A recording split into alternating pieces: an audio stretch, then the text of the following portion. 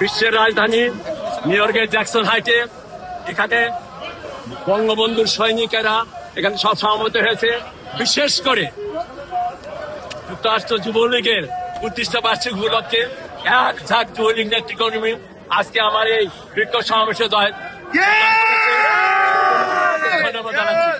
এবং আজকের এই সমাবেশ প্রমাণ করে মাননীয় প্রধানমন্ত্রী জননেত্রী শেখ হাসিনা ঢাকায় যে লকডাউন ঘোষণা করেছেন, আমি যেটি খবর পেয়েছি ঢাকায় মানুষ, ঢাকার জনগণ শেষ লকডাউন অক্ষরে অক্ষরে পালন করছে। রাস্তায় কোনো মানুষ নেই, রাস্তায় কোনো গাড়ি ঘোড়া নেই, স্কুল কলেজ সব বন্ধ। তাই আমি ঘোষণা দিয়েছিলাম, পুলিশ বাহিনী, র্যাব, বিমান সেনাবাহিনী, আপনারা আমাদের কর্মচারী, আমাদের বেতন দিয়ে আপনাদের সংসার চলে, সাবধান হয়ে যাবে। আমার এই জনগণের বুকে গুলি চালাবেন না এবং আমার যে ছাত্র জনতা রাস্তায় নামবে তাদের বিরক্ত করবেন না, তাদের কোনো ক্ষয়ক্ষতি করার চেষ্টা করবেন না। যদি করেন, বাংলাদেশের 17 কোটি মানুষ যেভাবে 71 দ্বারা করেছিল তাদের ব্যবস্থা গ্রহণ করা হয়েছিল, তার চেয়েও ভয়ঙ্কর রূপ নিয়ে বাংলাদেশ আওয়ামী লীগ তার প্রতিশোধ গ্রহণ করবে।